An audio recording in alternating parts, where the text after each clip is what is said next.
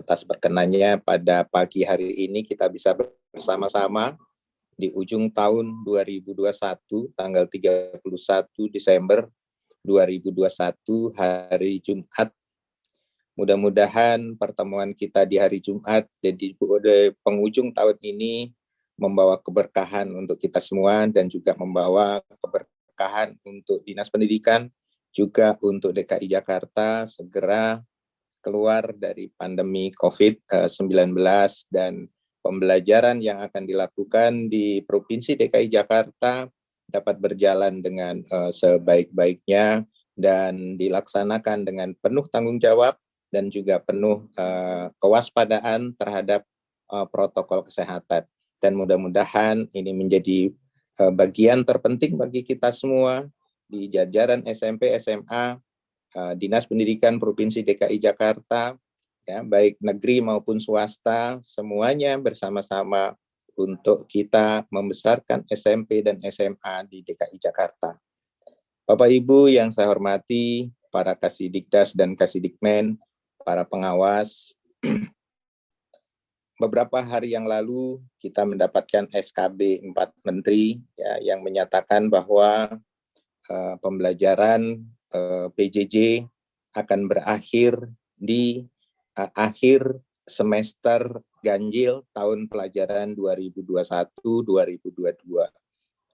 Di sini mengisyaratkan bahwa dan menegaskan kepada kita semua bahwa di semester genap kita melaksanakan PTM terbatas dengan ketentuan-ketentuan yang nanti akan dijelaskan.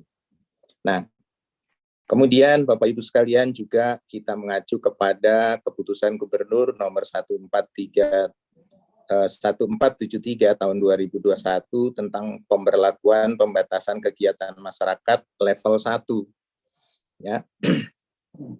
Berkait dengan hal tersebut, Bapak Ibu sekalian, DKI Jakarta kita bisa lihat pencapaian dari vaksin di usia 12 sampai 17 tahun kita sudah mencapai di angka di atas 90%. Kemudian untuk vaksinasi lansia atau usia lanjut di DKI Jakarta saat ini sudah mencapai di angka 71%. Dan kita berada di level 1. Berkait dengan hal itu, Bapak Ibu sekalian, teman-teman, maka berdasarkan SKB 4 Menteri, jelas ditegaskan di sana, berarti kita berada di kategori A.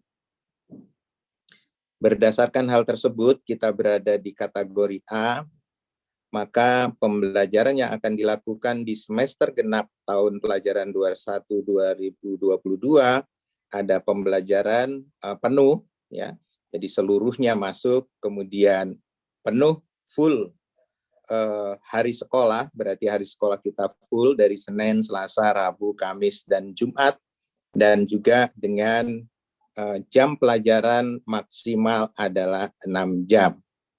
Kegiatan olahraga dan ekstrakurikuler dilakukan dengan sangat memperhatikan protokol kesehatan.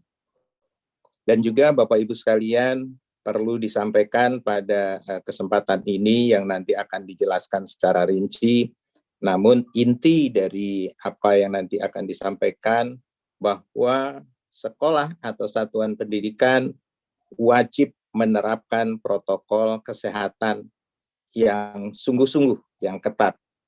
Nah, jika ada pelanggaran tentang protokol kesehatan, maka akan ada sanksi yang diberikan kepada satuan pendidikan. Ini adalah mempertegas bahwa SKB 4 Menteri harus kita jalankan, ya, juga mengacu kepada keputusan Gubernur nomor 1473, ya, kita berada di level 1, maka Bapak Ibu sekalian seluruhnya, baik dari Kepala Seksi Dikmen, Kepala Seksi Dikdas, Kepala SMP, SMA, negeri, dan swasta, mari kita bersama-sama untuk melaksanakan SKB 4 Menteri ini dengan sesungguh-sungguhnya, dengan sesuai dengan apa yang dinyatakan di sana, dan tentu semua ini bertujuan untuk memberikan pelayanan kepada masyarakat tentang pendidikan di SMP dan di SMA. Selama pandemi ini, Bapak Ibu sekalian, telah terjadi lost learning. Inilah yang harus segera diatasi. Oleh karenanya, SKB 4 Menteri ini begitu tegas menyatakan, sehingga Bapak Ibu sekalian saya wajibkan untuk membaca secara rinci SKB 4 Menteri yang di dalamnya ada infografis, yang di dalamnya juga ada buku saku. Wajib Bapak Ibu untuk membacanya. Teman-teman baca itu sampai tuntas agar teman-teman bisa melaksanakan dengan tepat. Nah, Bapak Ibu sekalian, tentu pada saat ini beberapa pertanyaan barangkali sudah ada di Bapak Ibu sekalian terkait dengan masuk seluruhnya, bagaimana caranya dan sebagainya. Kita Bapak Ibu sudah bekerja sama dengan Dinas Kesehatan bahwa Dinas Kesehatan melaksanakan SKB 4 Menteri. Artinya pada saat Dinas Kesehatan melaksanakan SKB 4 Menteri, maka Dinas Kesehatan juga mendukung kegiatan belajar kita dengan kategori A tersebut. Dengan harapan dari Dinas Kesehatan bahwa akan dilakukan surveillance secara tepat. Di sini Bapak Ibu Kepala Seksi Dikmen, Kepala Seksi Dikdas bisa kerjasama dengan Kasatlat, juga dibantu oleh para pengawas untuk menyampaikan ke sekolah-sekolah bahwa jika petugas dari kecamatan, petugas dari kelurahan, maksudnya adalah petugas Dinas Kesehatan dari kelurahan dan kecamatan ingin melakukan active case finding di sekolah Bapak Ibu, maka Bapak Ibu wajib untuk menerima dan melaksanakan active case finding tersebut. Active case finding itu bukan berarti nanti menjustifikasi sekolah Bapak Ibu, namun ini adalah langkah preventif dari kita semua. Langkah untuk mengetahui hal-hal yang harus segera ditindaklanjuti. Jadi jangan takut Bapak Ibu sekalian, ini bukan merupakan penilaian bahwa protokol kesehatannya kurang atau dan sebagainya. Kita semua, saya sangat yakin sekali kepada teman-teman sudah menyiapkan protokol kesehatan ini dengan sebaik-baiknya.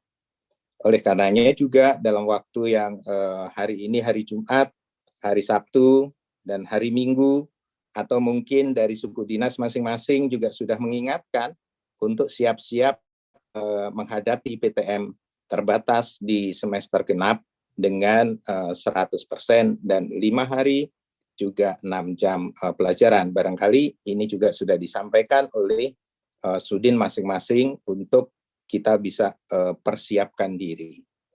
Persiapan-persiapan apa? Tentunya sekolah kita yang selama ini 1,5 tahun tidak ada muridnya, maka ruangan-ruangan itu perlu dibersihkan, perlu ditata ulang, taman-taman perlu disiapkan agar para peserta didik kita nanti datang ke sekolah dengan kenyamanan, dengan kerinduan yang selama ini ditunggu-tunggu oleh para peserta didik. Dan kemudian Bapak Ibu sekalian, mohon juga dibekalkan kepada para pendidik untuk seperti yang disampaikan pada saat kita memperingati Hari Guru Nasional, bahwa di sana ada tema kita mendidik dengan hati, membangun negeri tak tergantikan oleh teknologi.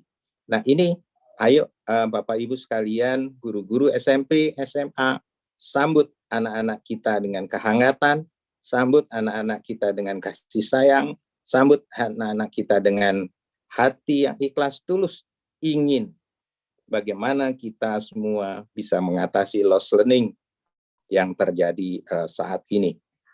Tentu ini adalah bagian peran kita yang saat ini harus kita ambil.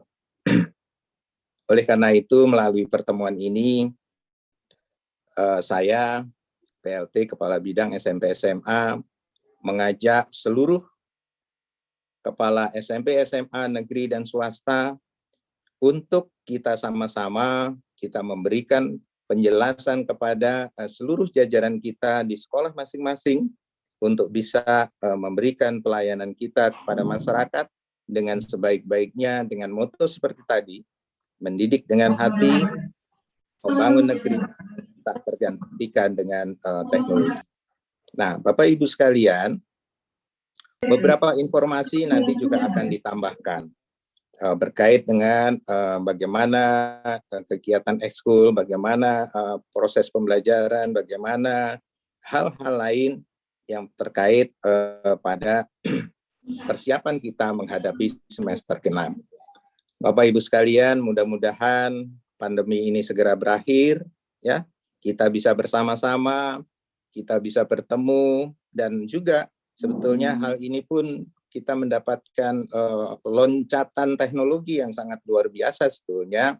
Seperti saat ini, kita melakukan pertemuan dengan 1077 SMP dan 495 SMA sekaligus dengan teknologi menggabungkan 2 alamat Zoom, ya, yang saat ini difasilitasi oleh SMA 28 dan SMP 103.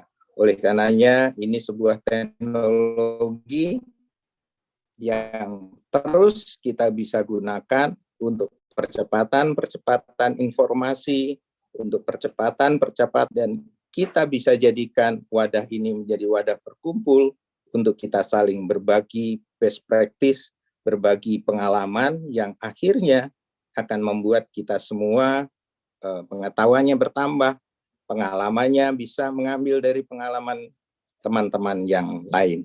Oleh karenanya, Bapak Ibu sekalian, kita tidak lagi mempersiapkan era 4.0, ya. Kita sekarang sudah berhadapan dengan society 5.0. Bapak Ibu sekalian, kita belum menyusul 4.0. Sudah sekarang meluncur lagi 5.0. Artinya Bapak Ibu, kita memang harus lari untuk mengejar itu. Nah, Bapak Ibu sekalian, mari kita sama-sama. Kalau kita lari sama-sama akan enak, akan semangat dan lebih semarak. Oleh karenanya saya mengajak kita semua, ayo kita bergandeng tangan, ayo kita berkolaborasi untuk itu, yang akhirnya nanti kita bisa mencapai prestasi yang lebih baik, yang lebih optimal, ya.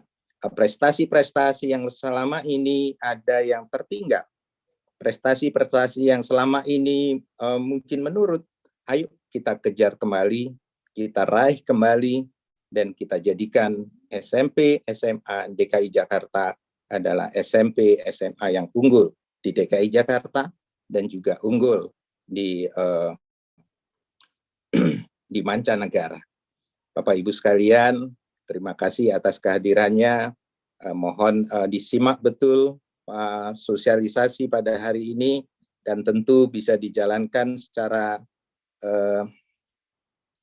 tepat, ya, Bapak Ibu sekalian. Bapak Ibu sekalian adalah garda terdepan dari Dinas Pendidikan yang melayani masyarakat, yang kita mempunyai moto, mempunyai visi adalah pendidikan tuntas berkualitas untuk semua. Demikian Bapak Ibu sekalian, kurang lebihnya mohon maaf dan nanti akan dilanjutkan oleh para kasih untuk memberikan pemahaman terhadap pelaksanaan atau persiapan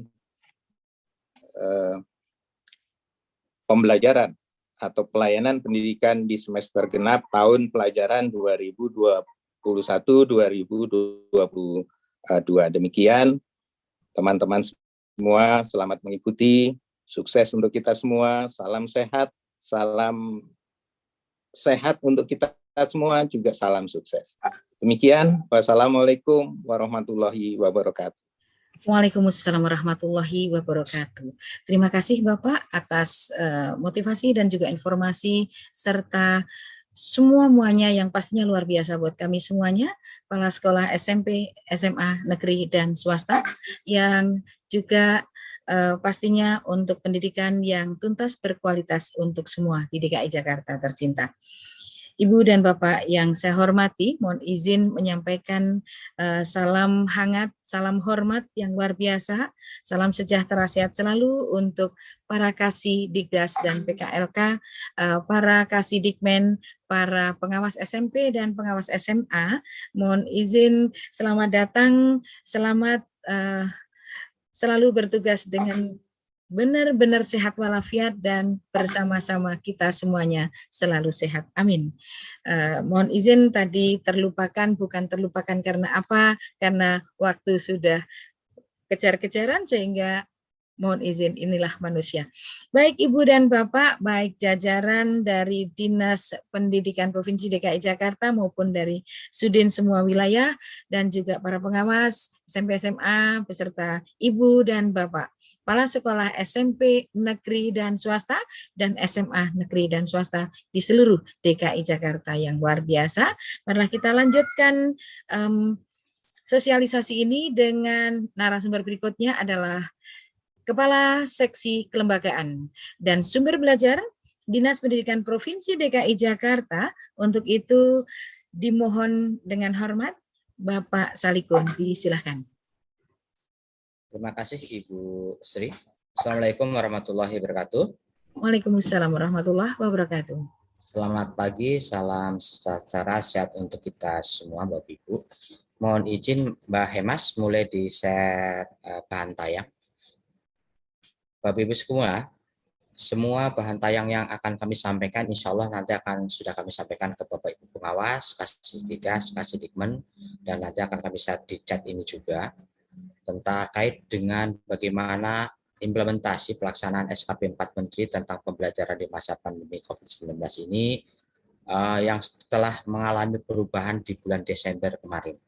Jadi SKB ini adalah merupakan perbaikan dan revisi dari SKB sebelumnya yang secara prinsip, secara tegas, jelas, dan rinci sudah diatur sampai detail.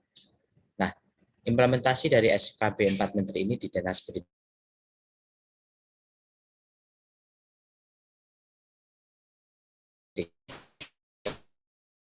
di kewenangan masing-masing. Nah, salah satunya adalah akan dikeluarkan SK Kepala Dinas Pendidikan Provinsi DKI Jakarta terkait dengan PTM terbatas mulai semester kedua atau semester genap tahun pelajaran 2021-2022. Nah, beberapa poin yang akan saya sampaikan kita berbagi, saya hanya akan menyampaikan terkait dengan bagaimana kesiapan satuan pendidikan, ya, persiapannya. Secara rinci sudah Bapak Ibu, jadi ada 2 poin yang akan saya sampaikan. Pertama adalah tugas Bapak Ibu adalah menyiapkan kesiapan belajar. Kemarin kami sudah share, yaitu sekolah wajib melakukan input kesiapan pembelajaran melalui web Kementerian Pendidikan dan Kebudayaan. Langsung ke tugas satuan pendidikan saja Mbak Hemas.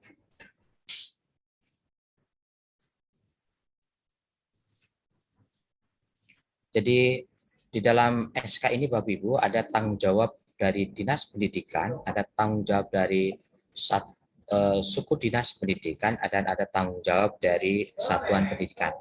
Termasuk tim Satgas yang terdiri atas 3 tim. Ada tim pembelajaran, ada tim psikososial, dan tim tata ruang.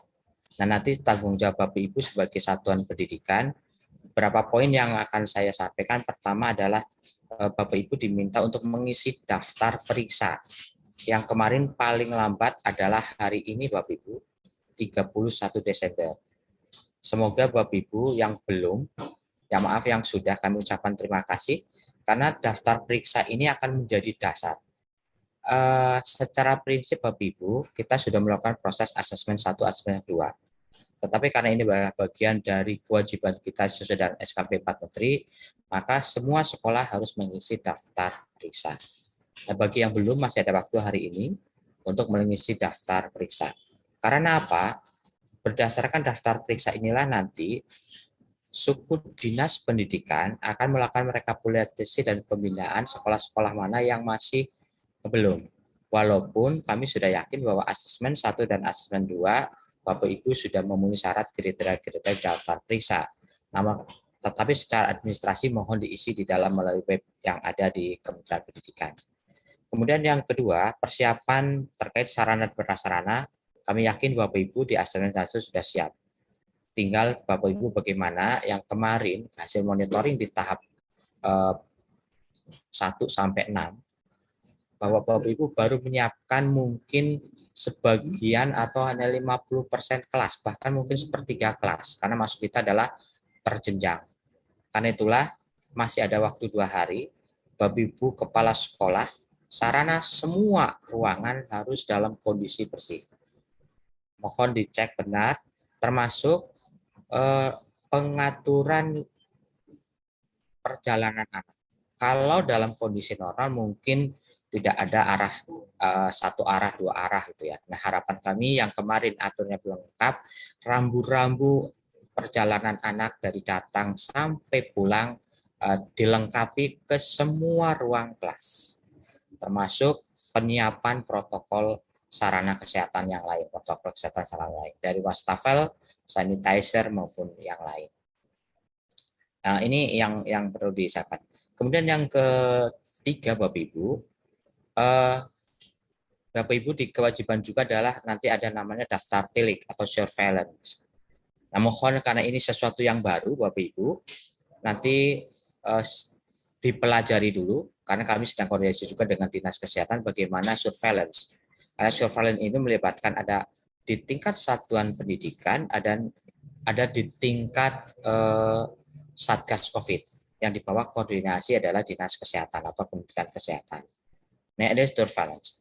Nah, berikutnya yang ketiga, daftar kehadiran Bapak Ibu, kami tetap memantau, nanti ada juknis SOP, sama dengan yang kemarin, hanya mungkin ada perubahan. Kalau kemarin Bapak Ibu mengisi daftar kehadiran warga satuan pendidikan, itu ada yang seharusnya.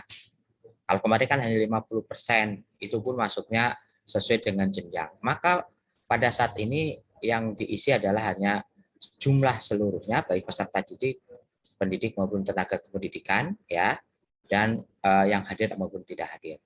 Prosesnya sama dengan kemarin, Bapak Ibu. Jadi satuan pendidikan masih punya kewajiban mengisi daftar hadir.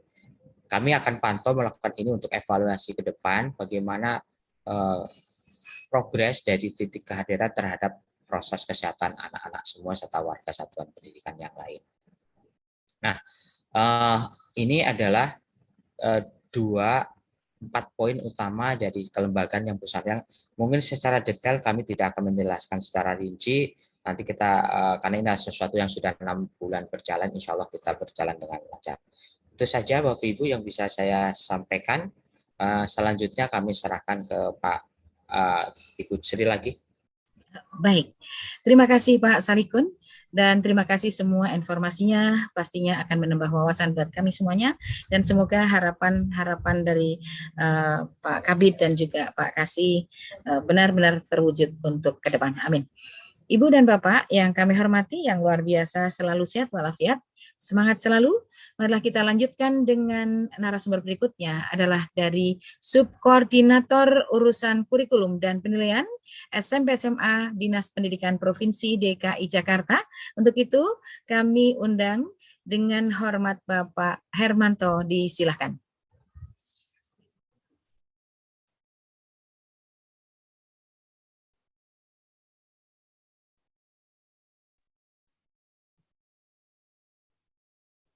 Terima kasih Bu Cimung. Siap, Pak. Tes, apakah sudah terdengar suara saya? Bagus sekali Bapak. Ya, Silakan, Pak. Kemudian share screen-nya sudah tampak ya? Alhamdulillah sudah, mungkin bisa di Zoom ya Pak ya. Oh gitu ya, sebentar.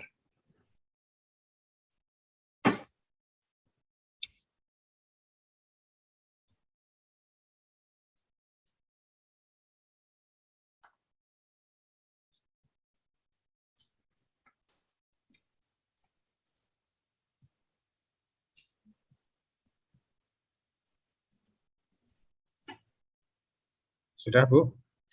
Ya, alhamdulillah. Baik. Silakan Bapak. Terima kasih. Bismillahirrahmanirrahim. Assalamualaikum warahmatullahi wabarakatuh. Waalaikumsalam warahmatullahi Selamat wabarakatuh. pagi, salam sejahtera untuk kita semua. Yang terhormat Pak PLT Kapita SMP SMA, rekan-rekan di dinas, para kasih, para staf di dinas, Bapak Ibu para kasih dan staf di Sudin, Bapak Ibu para pengawas, Bapak Ibu kepala SMP SMA. Alhamdulillah, puji syukur kepada Allah SWT, Tuhan Yang Maha Kuasa. Pagi ini mudah-mudahan kita semua dalam kondisi sehat walafiat dan siap melaksanakan tugas-tugas kita. Langsung saja Bapak Ibu. Jadi berdasarkan SKP 4 Menteri, Menteri Pendidikan dan Kebudayaan, Menteri Kesehatan, kemudian Menteri Agama dan Menteri Dalam Negeri, nomornya itu nomor 05 KP 2021. Ini tentang panduan penyelenggaraan pembelajaran di masa pandemi. Ini mungkin nanti insya Allah akan ada juknisnya dari Dinas Pendidikan. Ya, kita tunggu saja.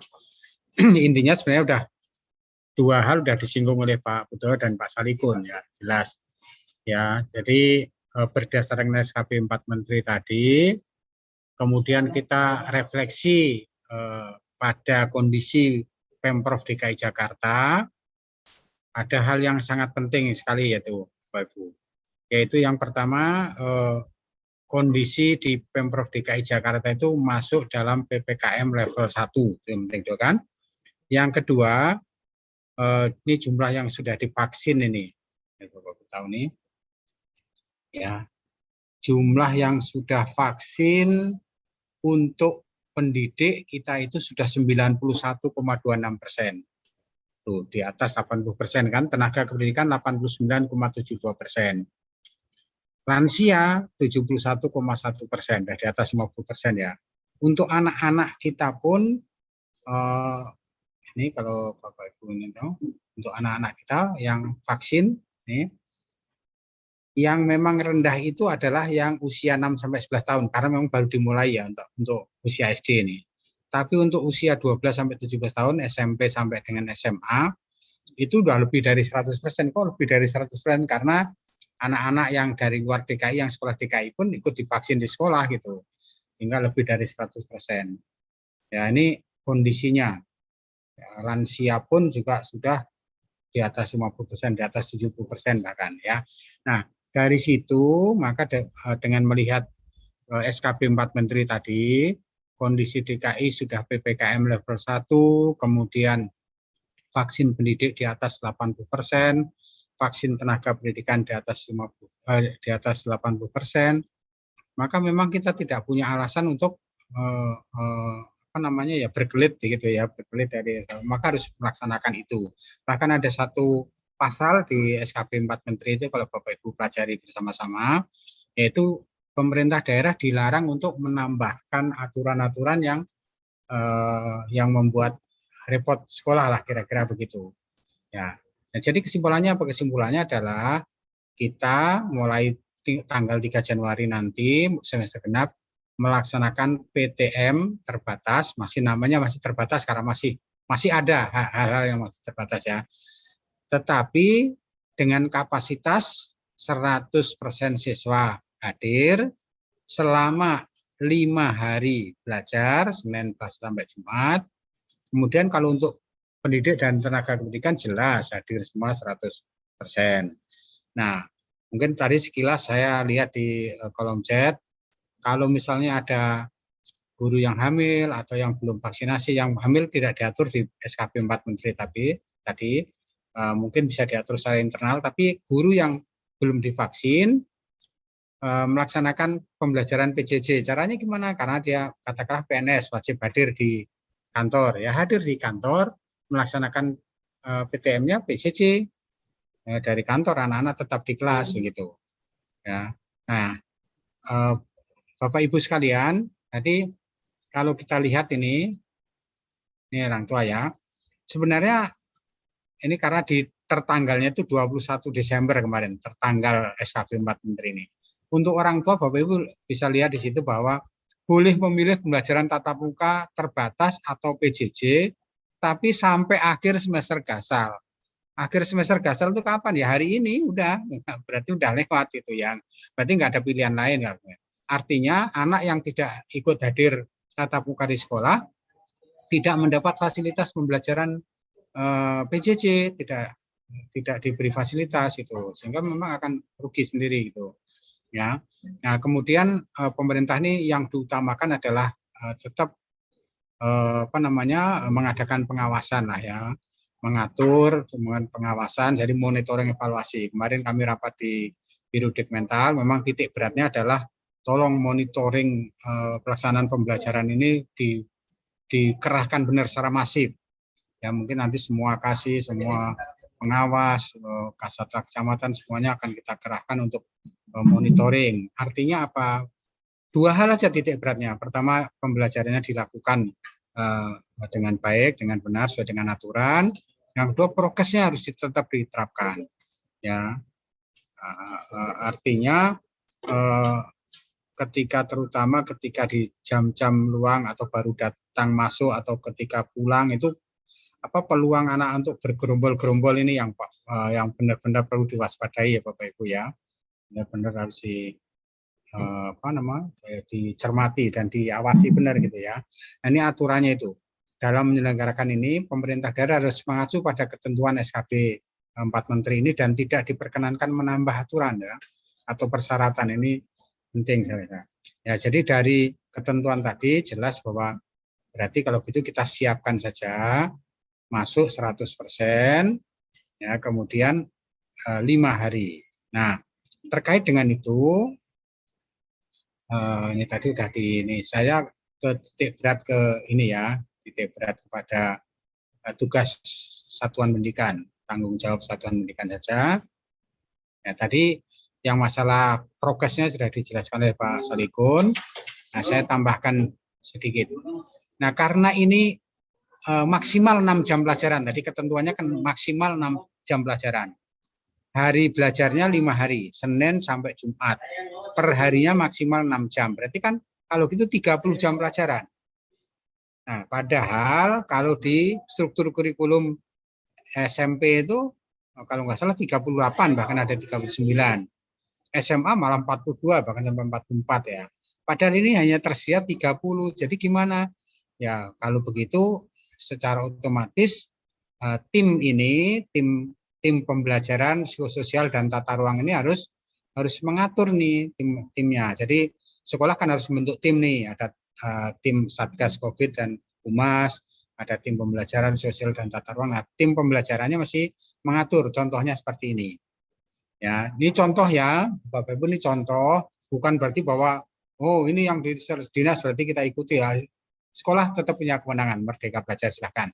Tapi kita berikan contoh nih SMP misalnya nih, karena awalnya itu katakanlah 38 jam ya, ini kalau di struktur kurikulum 38 jam. Karena yang tersedia hanya 30 jam, maka tim harus melakukan penyesuaian dong. Mana yang perlu dikuranginya berapa gitu ya. Silakan ini dirundingkan oleh timnya di sekolah. Ya, tapi ini harus diatur, kalau enggak nanti kan itu terus kemudian dibuat jadwalnya gitu ya. SMA juga begitu.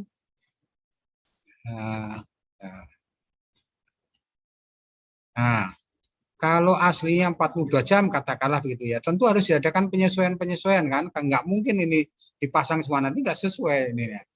Karena yang tersedia hanya 30 jam, maka diatur timnya itu supaya ada yang dikurangi, ada yang itu supaya menjadi 30 jam saja seminggunya. Itu ya, ini penting Bapak Ibu oleh tim ini supaya nanti klop gitu ya dibuat jadwalnya. Nah, kemudian juga ini dari beberapa kali rapat dengan kementerian, ini yang penting sekali. Dari berbagai survei itu 2 hal yang digarisbawahi benar. Yang pertama adalah bahwa PJJ itu efektivitasnya tertinggi 60%. PJJ itu. Nah, kemudian akibat efektivitas yang rendah itu terjadi learning loss. Beberapa capaian kompetensi tidak tercapai oleh peserta didik itu ya, learning loss. Nah, untuk itu kementerian beberapa kali pertama menemukan agar setiap dinas pendidikan itu mendorong sekolah untuk melakukan apa yang namanya dengan diagnostik assessment yang nomor 7 nih Bapak Ibu. Ya. Asesmen diagnostiknya apa sih kira-kira ya? Ini dilakukan oleh semua guru nih, dilakukan oleh semua guru, semua mata pelajaran. Sederhananya aja ya seperti membuat soal pretest begitulah ya, pretest begitu untuk mengetahui bagian-bagian mana yang memang rata-rata tidak dipahami oleh anak-anak. Sehingga kita tahu oh poin ini memang pemahaman anak-anak sangat kurang. Poin ini pemahaman anak-anak sangat kurang. Ya, diagnostik asesmen ini ada kognitif dan non kognitif. Kalau non kognitif itu suasana kebatinan anak-anak lah, kondisi psikologisnya. Mungkin teman-teman guru BK nanti bisa ini. Nah, tentang diagnostik asesmen ini kita sudah pernah sosialisasi kepada para wakil kepala sekolah bidang kurikulum, tolong nanti diajak diskusi. Tapi rencana kami mungkin dalam waktu dekat juga kita akan undang teman-teman kepala sekolah ya untuk membahas diagnostik asesmen ini supaya sama-sama tahu dan sama-sama melaksanakan. Nah, tujuannya apa? Setelah diketahui, oh ini poin ini yang lemah, poin ini lemah, poin ini lemah, guru-guru membuat rencana tindak lanjut yang nomor 8 ini. Nah, ini di bawah koordinasi tim pembelajaran. Kita koordinir, yuk kita membuat rencana tindak lanjut. Guru bahasa Indonesia, RTL-nya seperti apa, guru matematika, RTL-nya seperti dibuat RTL-nya. Bagian mana yang lemah, kita adakan misalnya katakanlah perintah lanjutnya misalnya dengan pengayaan bisa ya dengan belajar mandiri, anak itu melalui belajar mandiri bisa dengan matrikulasi. Silahkan dibuat rencana tindak lanjut. Nah, nanti dibuat jadwal rencana tindak lanjutnya itu dibuat jadwal. Jadwalnya kapan? Jadwalnya setelah anak-anak pulang sekolah. Karena kan 6 jam, misalnya ini SMA ya, SMA saja dah yang paling banyak jamnya, menitnya. 45 menit kali 6 jam pelajaran. Berarti kan hanya 4,5 jam pelajaran. 4,5. Kalau masuk jam 6:30, ya berarti jam berapa itu? Kalau masuk jam 7 aja 11:30 tuh. Kalau masuk 6:30 jam 11 ya. Ya, kalau ada semacam jeda istirahat 1/4 jam ya, intinya sih belum sampai jam 12 sudah pulang. Nah, ketika anak-anak pulang silahkan diatur, tidak usah dipaksakan padat gitu, ya diatur saja oleh tim itu dengan memanfaatkan apa yang sudah kita lakukan kemarin, yaitu menggunakan blended learning, memanfaatkan IT dengan pembelajaran mandiri sehingga blended learning juga tidak hilang gitu. Ya karena ini pemanfaatan IT untuk pembelajaran tetap harus kita dorong, kita lakukan di dalam kondisi yang normal nanti gitu ya. Oleh karena itu blended learning sudah banyak dilakukan oleh sekolah, tidak hilang, ya, tapi porsinya enggak sebesar kemarin. Sekarang hanya untuk mengatasi learning loss tadi. Jadi diadakan yang namanya diagnostic assessment, diketahui learning loss-nya di titik-titik mana, kemudian dibuat rencana tindak lanjut dan dilakukan. Jangan dibayangkan ini susah, ya. Sederhana aja. Diagnostic assessment-nya juga semacam membuat soal pretest begitu untuk mengetahui poin mana yang anak-anak tidak tahu. Setelah poin-poin itu diketahui secara umum tidak tahu, dibuat rencana tindak lanjutnya. Apakah melalui pembelajaran, atau melalui pengayaan, atau pendalaman materi, ataukah tugas mandiri terbimbing, tergantung dari Bapak Ibu guru nanti. Itu ya Bapak Ibu, tolong ini dibuat ya. Karena ini memang tuntutan, kalau tidak anak-anak makin learning loss-nya makin tinggi nih. Learning loss-nya makin tinggi, makin gap antara yang diharapkan dengan kenyataan makin jauh. Yang kita harapkan 9 begitu, yang tercapai hanya 5 atau 6 gitu ya. Ini kasihan nanti anak-anak ini makin jauh ya. Untuk yang SMP ketika masuk SMA akan ya jauh, guru SMA-nya juga tersiksa ngajarnya.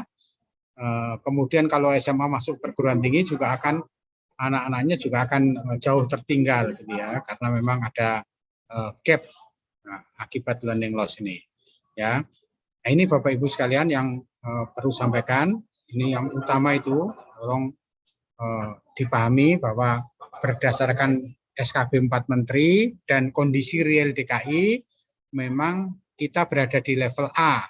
Ya, jangan dibaca yang lain dulu. Yang lain boleh dibaca tapi dipahami benar yang level A. Bahwa DKI sudah pada posisi A berarti harus melakukan pembelajaran 100%, peserta didik hadir, kemudian dilakukan 5 hari pembelajaran. Nah, kemudian kalau begitu yang perlu diatur tentu adalah protokol kesehatannya. Jarak antar siswanya diatur, kemudian kedatangan dan pulang diatur, kemudian wastafel diatur. Pokoknya semua di protokol kesehatan ini disiapkan masker cadangan dan sebagainya. Kemudian yang tim kesehatan, kalau tim untuk pembelajarannya membuat jadwal pembelajaran 30 jam ini, kemudian menyiapkan mengkoordinir pelaksanaan asesmen diagnostik, kemudian membuat jadwal untuk RTL ya, membuat kelanjutan atau implementasi dari RTL itu. Ya, ini Bapak Ibu barangkali yang secara singkatnya ya, karena ini memang hari Jumat, Pak Urale masih ada paparan lagi dan juga tanya jawab. Jadi intinya itu titik berat di kurikulum adalah tolong jadwalnya mulai disiapkan 100%.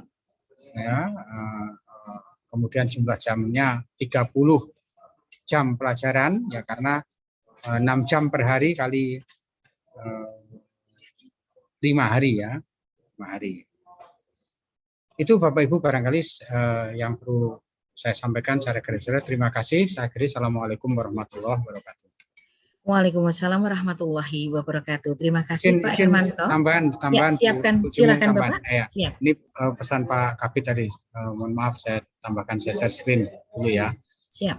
Ini tadi yang khusus pembelajaran, sengaja saya putus begitu supaya Pak. Yang kedua adalah mengenai informasi. Dasar ini. Tanggal 3 Desember kemarin kami mengumpulkan semua pengurus MPMP, ya 5 pengurus ya SMP maupun SMA, ya untuk rapat koordinasi. Apakah share screen saya sudah kelihatan, Bu Sri? Sudah Bapak. Cuman mungkin di Zoom boleh Pak. Terima kasih. Nah, tentang isi ini apa saja, ya intinya pembinaan lah mengenai MGMP itu apa. Tapi yang perlu Bapak Ibu ketahui semua, para kepala sekolah, para pengawas, para kasih, biar sama-sama tahu, kemarin yang disepakati adalah bahwa Dinas Pendidikan Provinsi DKI Jakarta melalui MGMP nanti akan yang pertama kita nanti akan sosialisasi tentang kurikulum opsional tahun 2022. Ya, ini perlu semua kepala sekolah perlu tahu. Nah, ini saya yakin beberapa pengawas apalagi yang menjadi tim ahli ya, PA dari sekolah penggerak pasti sudah tahu nih bahwa akan ada kurikulum opsional tahun 2022.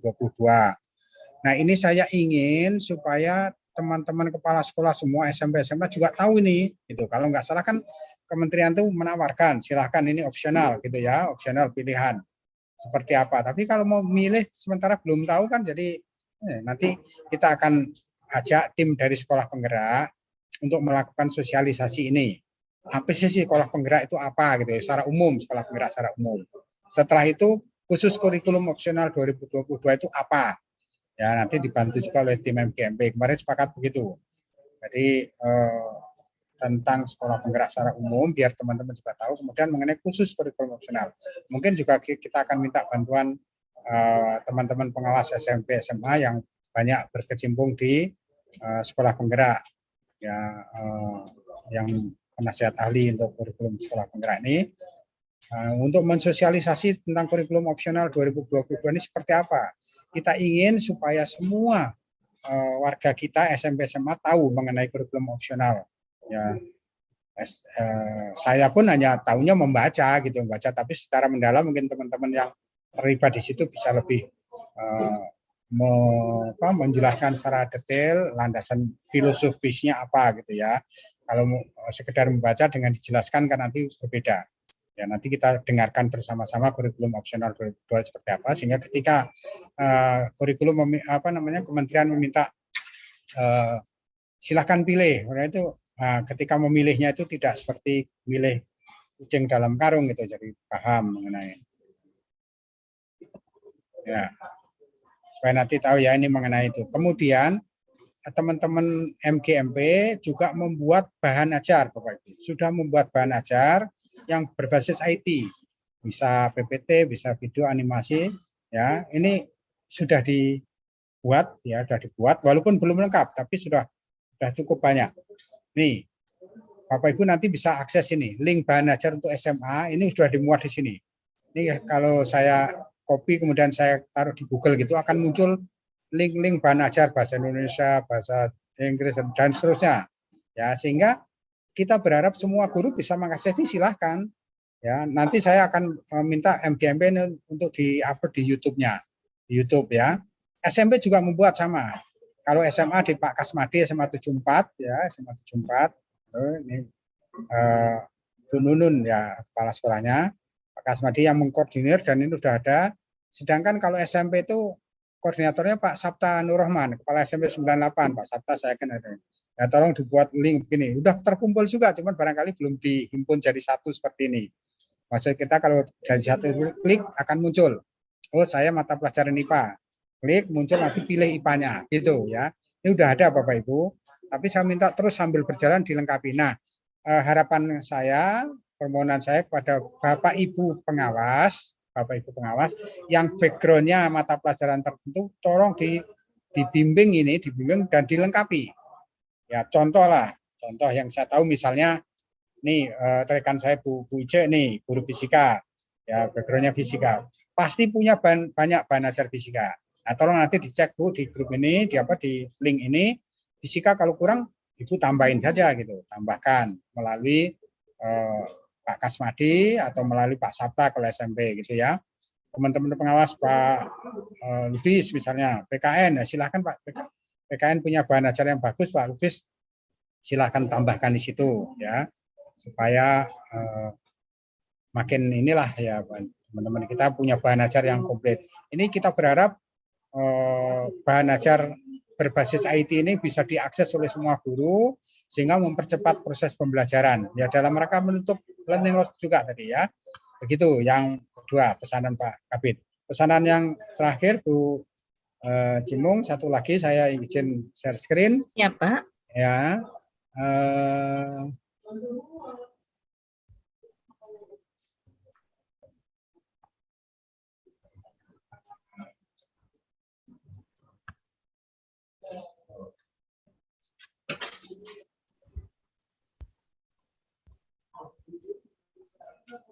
Tentang Jakarta Sekolah Kolaborasi. Nah, mohon waktu 5 menit aja, 5 menit. Siap Pak. Ya. Nah ini sudah terlihat Bu Cimung? Belum Pak, masih proses. Ya, tinggal zoom aja Pak. Ya. Bapak Ibu sekalian, kemarin di Balai Kota di Biro Dikmental, Jakarta Sekolah Kolaborasi ini benar-benar menjadi ini karena ini adalah KSD Bapak Ibu, KSD, kegiatan strategis daerah nomor 37. KSD itu berarti adalah programnya Pak Gubernur yang harus kita dukung bersama. Ya, jadi semua sekolah sudah ada SK-nya nih. Semua sekolah negeri memang sudah berkolaborasi dan kemarin ada yang bertanya, nah kalau sekolah swasta kan sekolah negeri berkolaborasi dengan sekolah swasta ini. Jumlah sekolah negeri kan terbatas. Sekolah swasta yang kualitasnya kita tahu bagus-bagus gitu ya, nggak usah saya sebutkan lah, teman-teman kasih udah pasti tahu ini, itu silakan berkolaborasi dengan sesama swasta, boleh ya, dipersilakan nanti SK-nya dari Sudin saja. Ya ini tolong dipahami benar, langkah-langkahnya nanti ini akan saya share, ya membuat tim, kemudian menyusun RTL dan sebagainya. Tapi yang paling penting Bapak Ibu, yang paling penting, semua kegiatan tolong dibuat dalam bentuk infografis ini. Ya, semua kegiatan dibuat dalam bentuk infografis, ada kolase fotonya, ada latar belakangnya apa, pelaksanaan nama kegiatannya apa, waktu, tempat dan sebagainya, hasilnya, manfaatnya, dampaknya dan potensi keberlanjutan ini dibuat dalam bentuk infografis. Kemudian nanti silakan diupload di web sekolah boleh, di YouTube boleh, WA tiap-tiap wilayah silakan, web Sudin boleh, atau nanti diupload di sini. Ini bersama-sama ini miliknya TGUPP, tim gubernur untuk percepatan bangunan. Ini isinya adalah tentang sekolah kolaborasi semua nih. Ya, tolong semua bergerak untuk menggerakkan sekolah kolaborasi. Bapak Ibu pengawas tolong didorong, Bapak Ibu para kasih didorong sekolah kolaborasi, dan setiap kegiatan didokumentasikan dalam bentuk infografis. Begitu, terima kasih Bu Jumung, 3 hal yang saya sampaikan. Mohon maaf kalau ada kurangnya. Assalamualaikum warahmatullahi wabarakatuh. Waalaikumsalam warahmatullahi wabarakatuh. Terima kasih Pak Hermanto atas semua informasi yang pastinya sangat bermanfaat buat kita. Dan mohon izin semua PowerPoint dari Pak Hermanto, dari seluruh para narasumber yang ada, mohon untuk bisa di-share di chat hari ini supaya teman-teman seluruh hadirin yang ada di virtual Zoom hari ini bisa mendapatkannya dan bisa langsung menindaklanjutinya. Terima kasih. Ibu dan Bapak yang kami hormati, di sini pastinya yang kami hormati adalah yang luar biasa, tim jajaran pejabat dari Dinas Pendidikan Provinsi DKI Jakarta dan juga seluruh kasih yang hadir, baik Dinas Pendidikan Provinsi DKI Jakarta maupun suku dinas wilayah masing-masing di seluruh wilayah di DKI Jakarta, dan juga Bapak Ibu pengawas baik SMP maupun SMA, Ibu dan Bapak baik dari SMP dan SMA, para kepala sekolah yang hebat dan keren, luar biasa, yang begitu tangguh dalam menghadapi semua tantangan yang harus kita hadapi. Luar biasa, terima kasih. Sekarang sudah pukul 11 kurang 17 menit. Tapi dalam jadwal kita pastinya selesai jam 11, namun karena tadi mundur sedikit, mohon izin untuk kita menyesuaikan. Kemudian Ibu dan Bapak yang terhormat yang ada hadir hari ini, nanti masih ada satu lagi narasumber kita adalah Pak Horale, yang mana sebelumnya kami ingatkan kepada Ibu dan Bapak yang ingin bertanya, mohon pertama tetap raise hand karena nanti juga skala prioritas dari yang terawal mungkin ya. Kemudian yang kedua, jangan lupa daftar hadir untuk segera diisi bagi yang lupa atau yang terlalu terkesima dengan para narasumber kita yang luar biasa sehingga lupa untuk mengisi daftar hadir. Untuk itu Ibu dan Bapak untuk segera mengisi daftar hadir. Terima kasih. Kita lanjutkan untuk acara berikutnya adalah narasumber tentang sosialisasi dan persiapan PTM terbatas semester genap 2021-2022. Selanjutnya dari Subkoordinator Urusan Peserta Didik dan Pengembangan Karakter SMP SMA Dinas Pendidikan Provinsi DKI Jakarta. Telah hadir Bapak Horale Tuasi Manulang. Disilakan Bapak. Terima kasih Bu Sri. Kedengaran ya Bu ya? Ya, luar biasa. Ya. Bening sekali Baik. Pak. Terima kasih Bu. Assalamualaikum warahmatullahi wabarakatuh. Selamat pagi. Waalaikumsalam warahmatullahi wabarakatuh. Ya, untuk kita yang terhormat Bapak PLT, Pak Bidang SMP SMA, Pak Putoyo, kasih kelembagaan, kemudian subkoordinator yang saya hormati Bapak Ibu Kasih Dikmen, Kasih Dikdas di dua wilayah 1 dan wilayah 2 untuk seluruh DKI. Yang saya hormati Bapak Ibu pengawas SMP SMA, yang saya hormati Ketua MKKS beserta jajarannya SMP dan SMA, yang saya hormati Bapak Ibu Kepala Sekolah SMA, SMP, negeri maupun dari swasta. Puji syukur kita panjatkan kehadirat Tuhan Yang Maha Esa yang senantiasa memberikan kita nikmat sehat. Pada pagi hari ini kita dalam rangka sosialisasi PTM dengan munculnya SK 4 Menteri Bersama untuk pelaksanaan di semester 2. Baik Bapak Ibu, saya akan memaparkan beberapa dari bidang peserta didik dan pembangunan karakter. Yang pertama adalah masalah ekskul Bapak Ibu. Berdasarkan SK 4 Menteri Bersama ini, kita mengetahui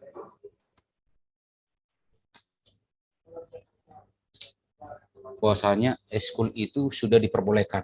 Ya, ini contoh beberapa ekskul yang ada di SMP maupun di SMA. Ada 3 hal yang baru kami atur: olahraga, bela negara, kerohanian, dan seni dan bahasa ini kan tergantung sekolah Bapak Ibu masing-masing ya. Ini contoh saja Bapak Ibu.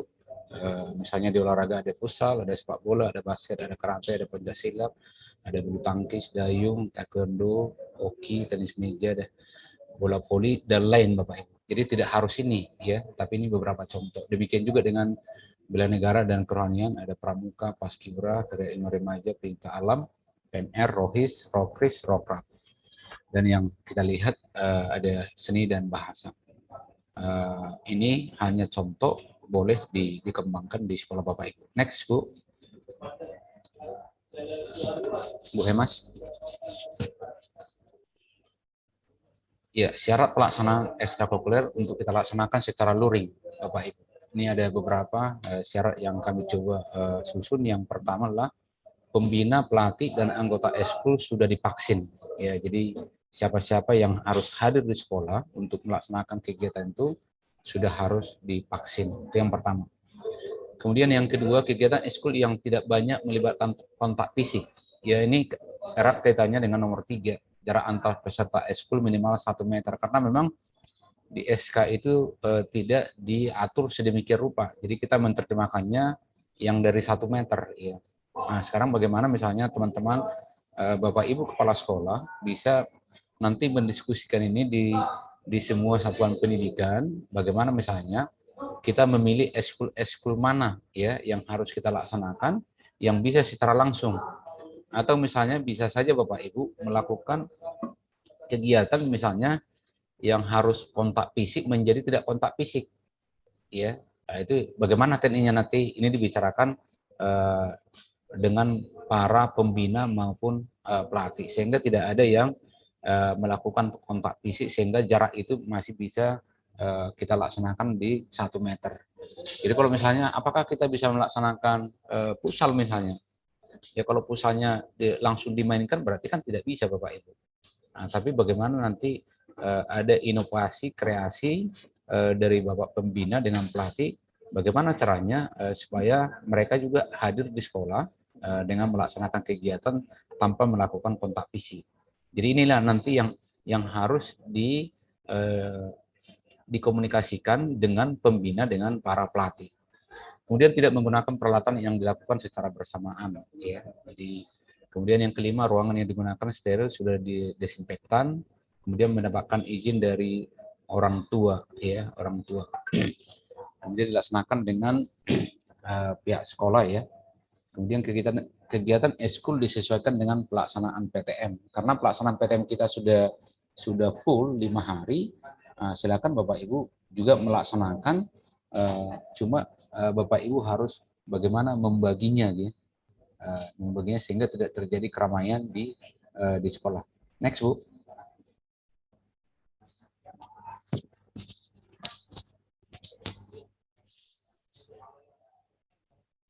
Bu Hemas.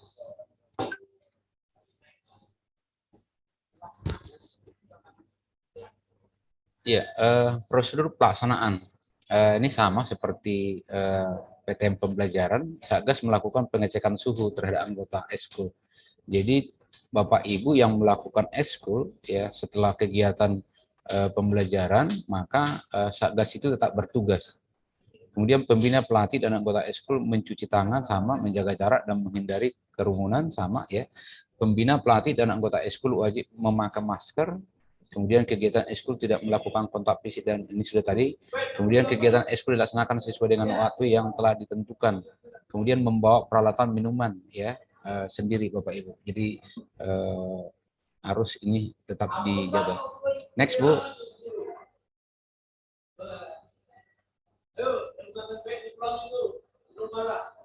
Ya, yang kedua yang ingin kami sampaikan adalah alur kenaikan kelas ya. Ini bekerja sama dengan semuanya dengan bidang kurikulum. Peserta didik nyatakan lulus dari satuan pendidikan atau naik kelas setelah menyelesaikan program pembelajaran di mana pandemi COVID-19 yang dibuktikan dengan rapot 5 semester ya. Kemudian memperoleh nilai sikap perilaku minimal baik dan mengikuti ujian yang diselenggarakan oleh satuan pendidikan. Kemudian kita langkah ke berikutnya, kriteria kenaikan kelas dilaksanakan sesuai dengan KTSP buku 2 yang telah disusun oleh masing-masing sekolah. Ya.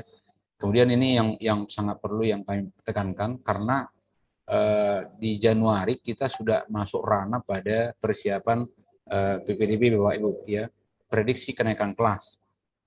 Jadi kalau dikatakan naik, siswa naik kelas ya, kalau misalnya tidak lagi ada melakukan pembinaan. Tetapi yang perlu kita perhatikan di sini, bagaimanakah kalau siswa itu tidak naik kelas? Maka sekolah melakukan pembinaan baik akademik maupun non akademik. Jadi diawali dulu ada pembinaan, kalau misalnya nilainya bermasalah, maka ada pembinaan akademik. Kalau misalnya sikap perilakunya, maka non akademik. Kemudian hasil pembinaan peserta didik ini itu bisa tidak naik kelas dengan catatan sebelum pembagian rapot orang tua sudah mengetahui. Jadi jangan sampai ada anak yang tinggal kelas, orang tua datang mengambil rapotnya, baru di situ tahu orang tuanya anaknya tinggal kelas. Maka harus ada komunikasi awal. Di situ yang perlu Bapak Ibu yang harus kita pahami bersama-sama. Pembinaan akademik di mata pelajaran kelas 10 dan yang nilainya paling rendah itu sekolah lah yang mengatur itu. Kemudian yang perlu lagi Bapak Ibu yang perlu diperhatikan, jumlah hasil pembinaan peserta didik harus lebih kecil daripada prediksi kenaikan kelas ya. Kemudian siswa yang tidak naik kelas setelah hasil pembinaan adalah siswa yang telah diprediksi sebelumnya. Jadi jangan sampai ada ujuk-ujuk tiba-tiba ada anak yang tinggal kelas. Jadi bagaimana misalnya tim manajemen di sekolah itu sudah bisa memprediksi berapa banyak peserta didik yang tidak naik kelas itu ya. Jadi ini yang perlu Bapak Ibu supaya kita pelaksanaan PPDB nanti berjalan semakin lancar. Next Bu. Ya, kemudian yang berikut adalah perolehan medali emas jenjang SMP nih. Ini Bapak Ibu target untuk lomba berjenjang. Ini yang pertama untuk SMP ada KSN, di tahun 2020 ada 5, kemudian tahun 2021 ada 7. Target kita tahun depan adalah sebanyak 9 medali ya. Kemudian KOSN tahun 2020 ada 1, tahun ini juga 1. Tapi target kita tahun 2022 adalah 4. Ya memang ini sangat besar ditargetkan ya. Kemudian FLS 2N, kemudian ini dari 0 menjadi 0, ini sangat memprihatinkan ya Bapak Ibu ya. Kita tidak dapat medali emas, kita targetkan 5, kemudian KOPSI tidak dilaksanakan tahun 2022, tahun 2021 kita dapat 2, targetnya untuk tahun depan 3. Kemudian GSI itu tahun 2020 kosong, tahun 2001 2, target di tahun 2022 ada 5. Next Bu.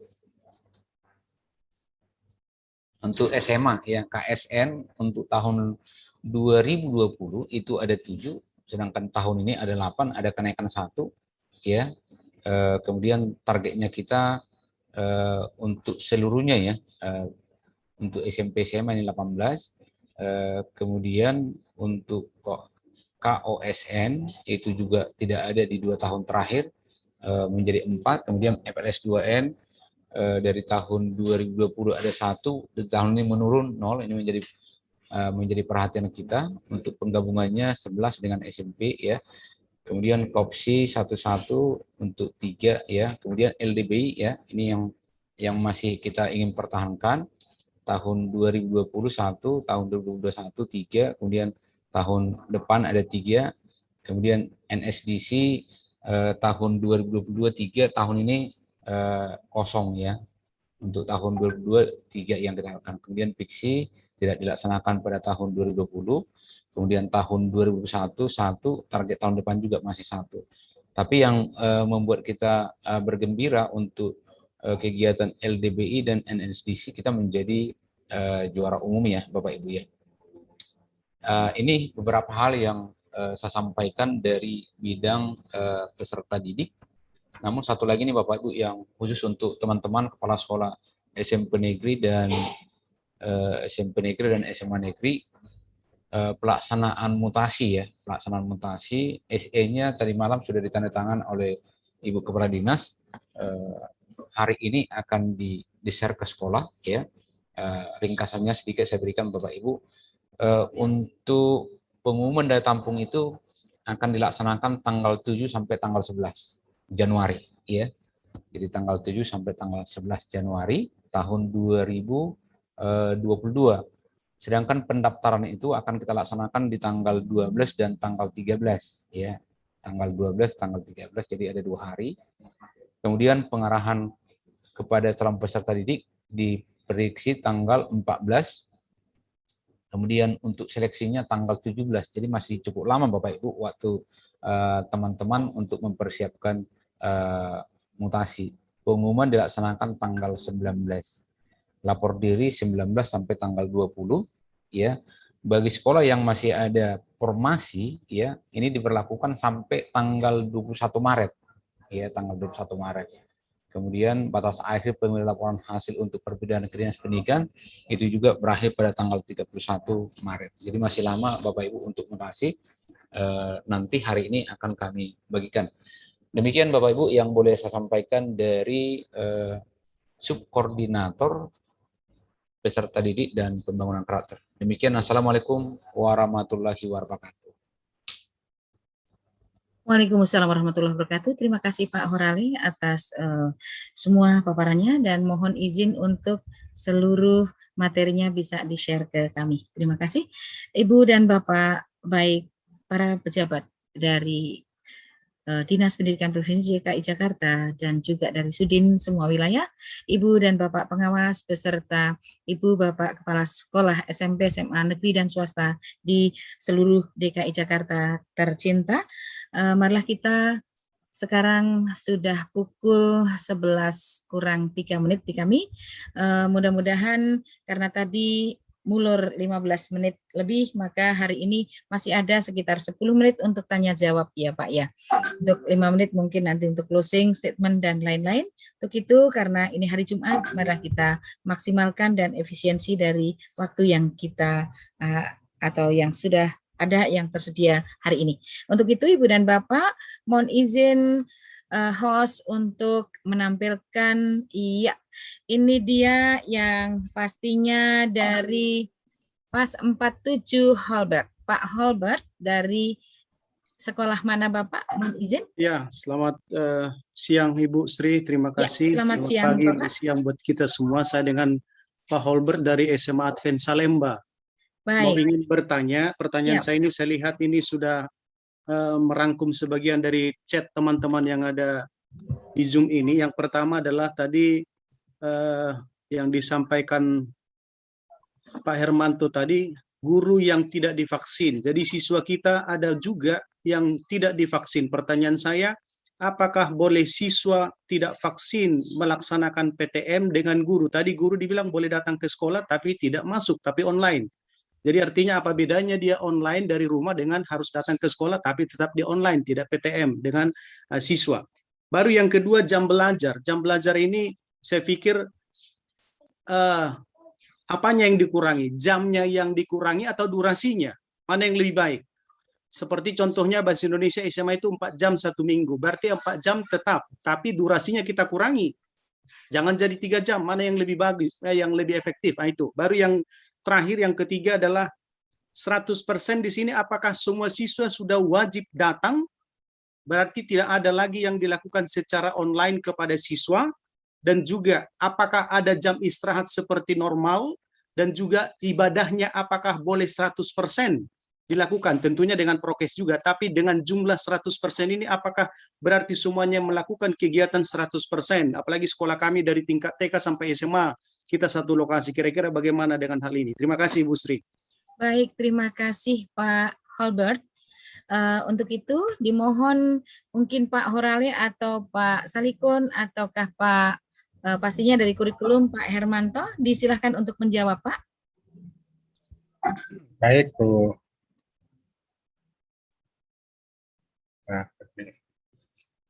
Suara saya terdengar Bu Sri?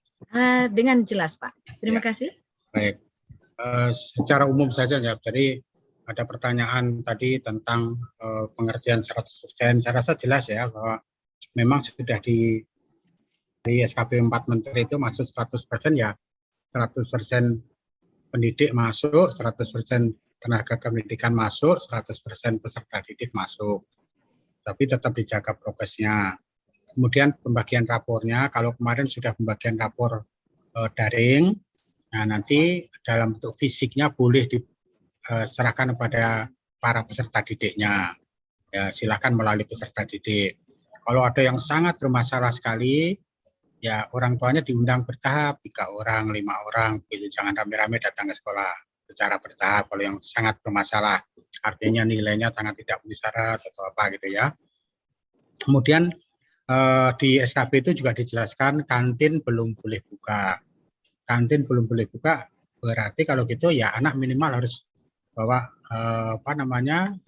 tempat minum sendiri dan mungkin makanan kecil gitu. Nah, terkait itu harus bagaimana soal istirahat sekolah yang mengatur karena kan tidak ada kantin ya. Makanya kalau dilepas keluar mesti diawasi bergerombol. Mungkin kalau saran saya ini sekedar saran ya, bukan harus ya.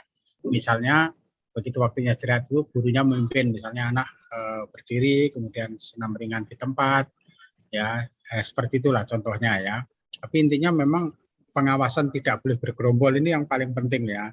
Tidak boleh anak ngerumpi bersama terus gerombol-gerombol itu.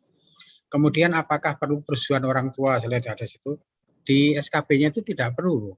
Tidak diwajibkan, intinya harus hadir, ya anak hadir di sekolah dan tidak ada blended kan yang masalahnya gitu, ya kan boleh memilih hanya sampai akhir Desember. Setelah itu nanti mulai hari Senin 3 Januari tidak ada pilihan bagi orang tua, gitu ya. Nah kemudian guru atau staf yang hamil ya tadi datang saja di sekolah kalau dia ngajar blended di ruang guru. Tetapi kalau yang belum vaksin, bisa kena sanksi itu guru. Jadi tolong kalau guru yang belum vaksin, diberitahu supaya segera vaksin. Ya, vaksin kedua sampai kedua ya. Kalau tidak di SKP itu disebutkan ya terkena sanksi gurunya itu. Ya, jangan sampai nanti bermasalah lah gitu ya. Kemudian apakah menunggu SE Kadis? SE Kadis tadi sudah disebutkan Pak Huralim, mudah-mudahan segera di-share. Jadi SE Bu Kadis pun itu induknya dari SKP 4 Menteri tidak akan banyak.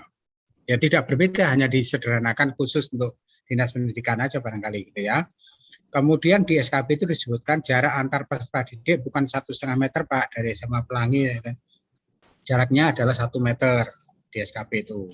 Kemudian juga 6 jam pelajaran, bukan 6 jam penuh, bukan 6 jam pelajaran. Nah soal pengaturannya pertanyaan Pak Hebat, apakah lebih baik mana Pak?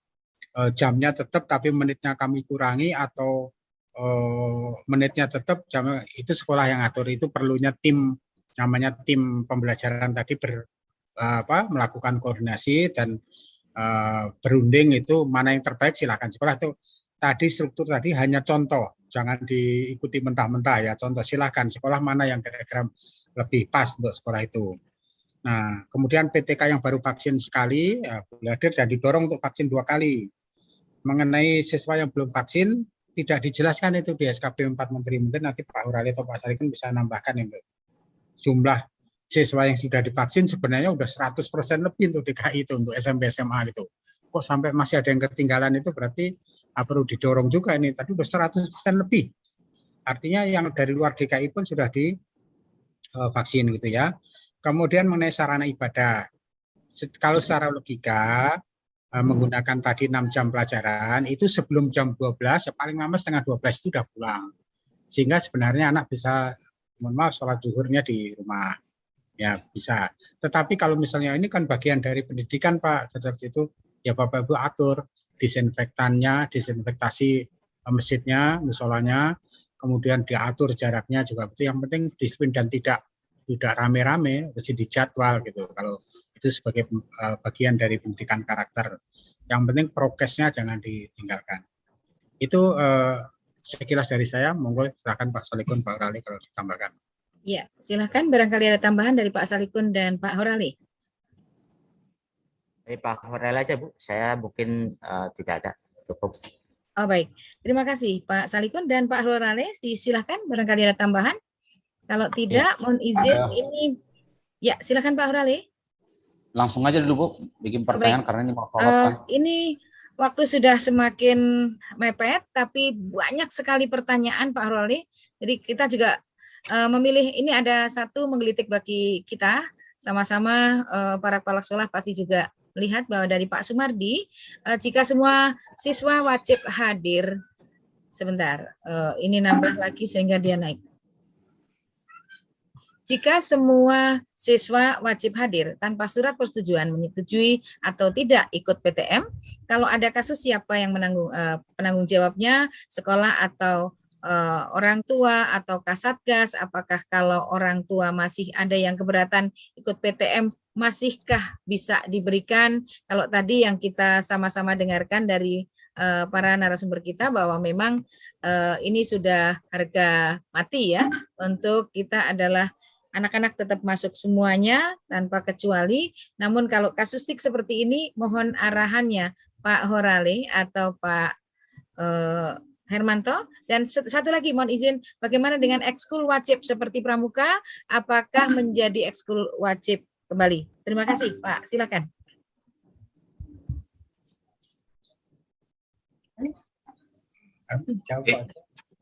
Mungkin saya aja. Pertanyaannya. Halo, suara saya terdengar? Ya Bapak, silahkan Pak, dengan jelas Pak. Terima kasih. Disilakan Bapak. Baik, tadi saya menyikapi pertanyaan yang pertama berkait dengan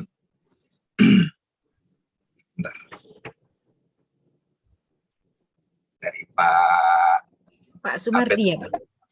Bukan, sebelumnya mengenai jam istirahat.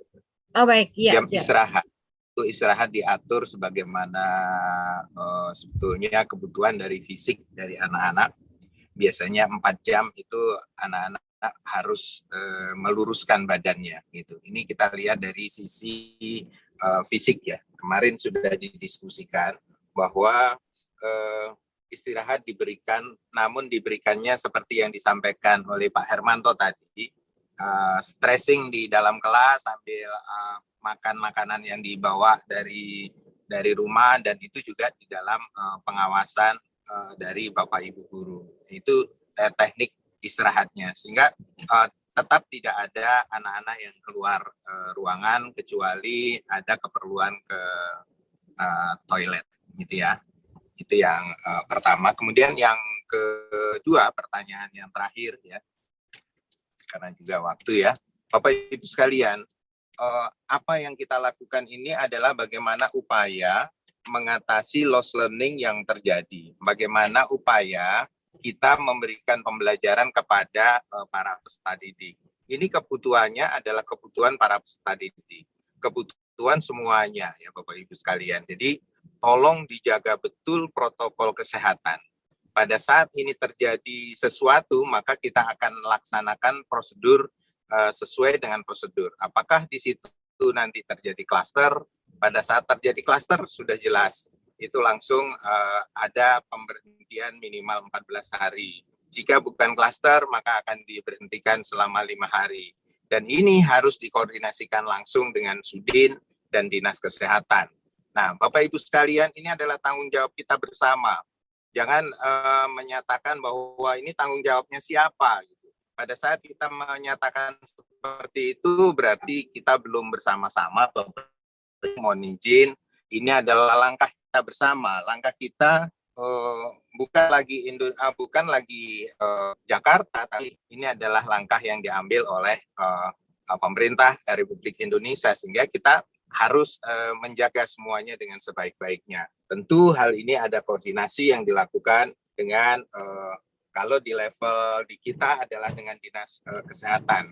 Nah, bersama ini juga saya sampaikan kepada teman-teman kepala sekolah SMP, SMA negeri dan swasta, Kasdikmen dan Dikdas, juga para pengawas, bahwa Dinas Kesehatan akan melakukan ACF terhadap sekolah-sekolah ini secara acak. ACF itu Bapak Ibu harus diterima. Bapak Ibu tidak boleh untuk istilahnya menahan. Saya nggak mau sekolah saya di ACF, sekolah saya nggak bisa di ini. Nah, itu justru merugikan sekolah itu karena sekolah itu tidak dapat terdeteksi secara dini terkait penyebaran dari COVID-19 ini. Oleh karenanya, saya mohon kepada seluruh sekolah untuk selalu berkoordinasi dan menerima koordinasi dari Dinas Kesehatan untuk pelaksanaan ACF tersebut.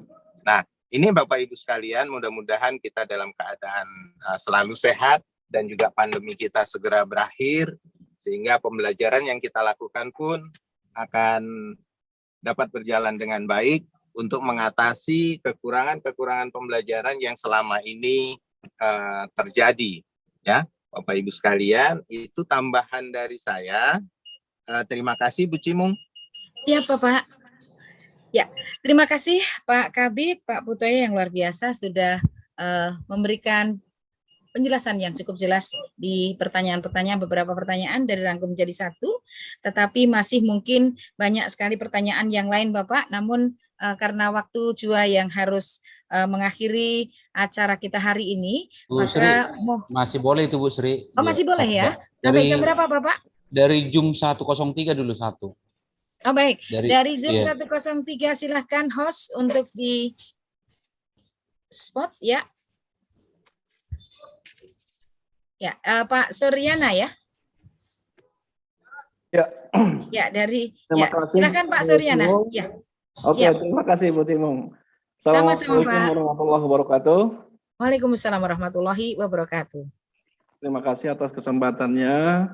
Ini berita yang kita patut syukuri ya. Setelah sekian lama kita melaksanakan PTM terbatas bahkan daring, akhirnya ada kesempatan bisa melaksanakan luring. Ini kita patut syukuri. Namun ada beberapa hal yang ingin saya tanyakan. Tadi beberapa hal sudah terjawab ya, seperti kantin tadinya juga ingin saya tanyakan, tapi kantin masih tutup, tidak boleh. Kemudian istirahat itu masih diperbolehkan. Ini juga rawan kalau tidak didampingi, tidak ada yang mendampingi, ini sangat rawan, pasti akan timbul kerumunan. Siswa pasti seperti itu. Oleh karena itu, jika sekolah melaksanakan istirahat, tentu harus ada guru yang mendampingi atau yang mengawasi, terutama guru tiketnya. Nah, kemudian yang ingin saya tanyakan, ya seperti tadi, itu diantaranya adalah kegiatan upacara. Apakah memungkinkan upacara bisa dilaksanakan di sekolah? Karena kalau dilaksanakan tentu akan sangat rapat ya barisannya. Bagi sekolah yang lapangannya tentu sangat minim ya. Kemudian untuk di kelas, nah di kelas untuk beberapa sekolah ada ruangan kelasnya yang sangat masih belum memadai ya. Untuk 36 dengan jarak 1 meter itu bahkan 40 ya Pak ya. Apalagi yang siswanya 40 kelas ya. 8 40. Kelas 8 40. Nah, ini apakah memungkinkan bisa dilaksanakan jarak 1 meter? Nah, bagi beberapa sekolah, mungkin ada di beberapa sekolah swasta, jangankan yang 40, yang 36 saja untuk jarak 1 meter mungkin tidak memungkinkan. Apakah apabila tidak memungkinkan masih diizinkan untuk tetap melaksanakan kegiatan pembelajaran secara luring? Itu yang perlu ditanyakan. Kemudian juga yang saya ingin minta juga tentang sekolah kolaborasi.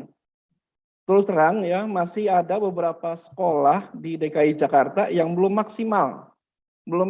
maksimal melaksanakan kegiatan kolaborasi, sekolah kolaborasi ini. Oleh karena itu, mohon kiranya kepada Bapak, tadi sudah ada di-share tentang juknis atau petunjuk laporan-laporan untuk kolaborasi, mohon untuk di-share, begitu juga dengan mutasi untuk di semester genap ini. Mohon agar bisa di-share di grup. Saya kira itu saja dulu. Baik, terima kasih Pak Suryana. Ya, disilakan Pak Horali atau mungkin bahkan Bapak kita, Pak Kabid, silakan. Ya, lanjut. Terima kasih Bu Sri. Siap. Teman-teman semua, Bapak Ibu yang saya hormati, kita sepakat dulu ya, jangan sampai dengan kegiatan PTM ini terjadi klaster. Jadi kita adalah kita bersama-sama orang yang mencegah penyebaran COVID-19. Itu Bapak Ibu, penekanan pertama. Yang kedua, apa yang dilaksanakan, mana yang bisa, mana yang tidak, semuanya jelas, sudah dijelaskan dari teman-teman semua. Bagaimana misalnya manajemen di sekolah bisa membuat suatu simulasi contoh-contoh bagaimana misalnya sehingga terjadi pemahaman yang bersama terhadap SK 4 Menteri itu, ya. Jadi kegiatan apa misalnya yang bisa kita laksanakan? Kalau misalnya jangan sampai yang apakah misalnya tadi contohnya upacara, ya. Bagaimana misalnya tekniknya? Silakan berinovasi di situ teman-teman semua, ya. Jadi apa misalnya sebagian dilakukan dengan kegiatan ada yang di lapangan, ada yang dalam kelas, ya. Seperti sekarang kita ini di ruangan masing-masing jam 10 kita menyanyikan lagu Indonesia Raya. Saya pikir banyak teknik yang bisa dilakukan sehingga tidak terjadi perdempetan anak yang 1 meter. Jadi saya pikir dilaksanakan saja, yang penting boleh mengatur jarak 1 meter itu, ya. Jadi bisa saja yang upacara siapa, kelas berapa dulu, yang lainnya di dalam kelas mereka mengikuti, kan bisa Bapak Ibu. Jadi silakan, ini teknik Bapak Ibu untuk melakukan dengan adanya teknologi ini Bapak Ibu. Kemudian eskul Bapak Ibu, eskul dilaksanakan setelah kegiatan PTM, jadi bukan di PTM itu, ya. Tidak satu, tidak menjadi satu, ya, di luarnya Bapak Ibu.